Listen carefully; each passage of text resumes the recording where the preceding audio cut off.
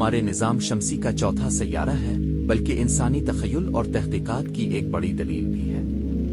NASA ने हमेशा से ही मार्स की तहक़ीक़ में अहम किरदार अदा किया है और उसकी तलाश और तहक़ीक़ के सफ़र ने साइंस को नई जिहतें फराहम की हैं। मार्स की सतह सुर्ख रंग की है, जिसकी वजह वहाँ मौजूद आयरन ऑक्साइड, जिंक का मरकब है।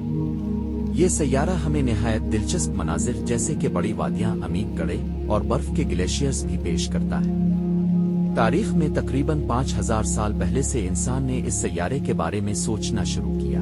मुख्तलिफ सकाफतों में इसे मुख्तलिफ नामों से जाना जाता था। मसलन रूमियों ने इसे मार्स कहा, जो कि जंग के खुदा की अलामत है।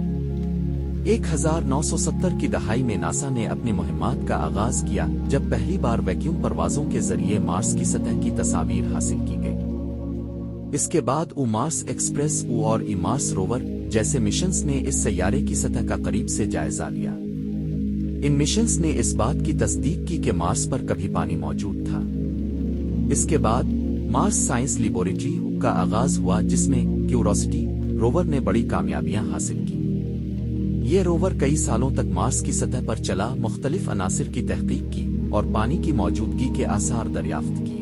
इस मिशन ने साइंसदानों को ये मौका फराहम किया कि वो ये जान सकें कि क्या कभी मार्स पर जिंदगी रही है या नहीं। मार्स की सतह पर चंद ऐसे मकामात भी थे जहां पानी की मौजूदगी के आसार मिले, मसलन गिलसीरिया और ग्रेट वुल्कीनो। इन जगहों पर पानी के ग्लेशियर्स की मौजूदगी ये बताती है कि मार्स पर ऐसी शराइत पहले थी जो जिंदगी के लिए मौजू हो सकती है। इसके अलावा मुख्तलिफ मिशनों ने यह भी तहकीक किया कि क्या इंसानी जिंदगी को मार्स पर बसाना मुमकिन है या नहीं। मार्स पर तहकीक का एक और अहम पहलू यह है कि वहां जमीन की बनावट हुआ और मौसमी हालात के बारे में तफसीलात हासिल की जा सके। नासा की मार्स 2020 ई मिशन के तहत परसिवरेंस रोवर को भेजने का मकसद भी यही था।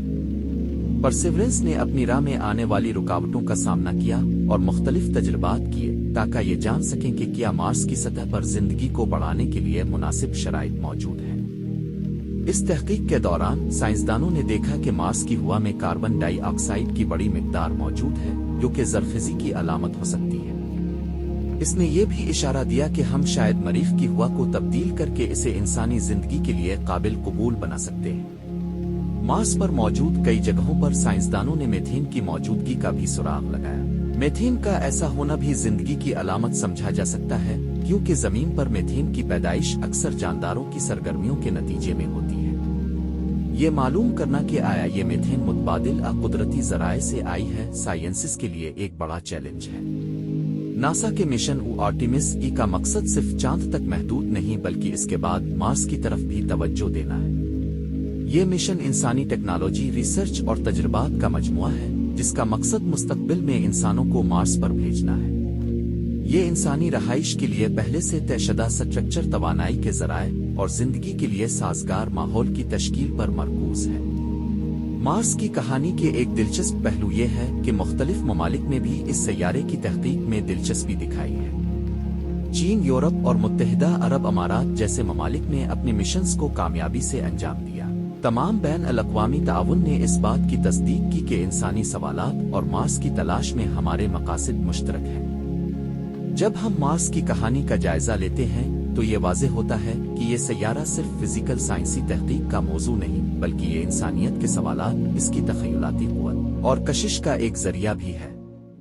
हम आज भी इसकी सतह पर मौजूद अशिया और दीगर मालूमात को समझने की कोशिश कर रहे हैं, जो हमें अपनी ज़मीन और मुमकिना तौर पर मुस्तक़बिल में दीगर सियारों के बारे में भी आगाही फराहम करती है। आने वाले दिनों में नासा और दीगर इदारे इस बात की कोशिश करेंगे कि वो मार्स के सफ़र को मज़ीद आगे बढ़ाएं। उनकी ख्वाहिश है कि इंसान आइंदा नस्लों के लिए एक नई दुनिया, एक नई मुहिम और नए चैलेंजेस का सामना करें। इसके साथ ही ये बात भी अहम है कि अगर हमने कभी मार्स पर हाजिर होना है तो हमें ज़मीन के मसाइल के हल के साथ साथ दूसरे सियारों पर भी ध्यान देना होगा।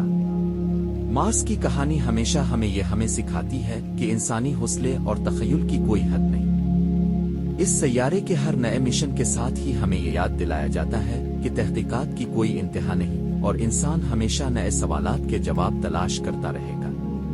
ये कहानी सिर्फ एक सैयारे की नहीं, बल्कि इंसानी रूह की है, जो हमेशा नई मुहिम्मात के तलाश में है।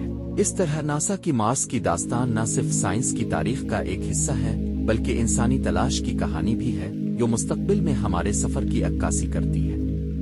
हम सिर्फ ये नहीं जानते कि मार्स किस तरह है, बल्कि हम ये भी समझ रहे हैं कि हम किस तरह के लोग हैं जो इस दुनिया में रहते हैं, और यही तलाश हमें हमेशा आगे बढ़ाती रहेगी।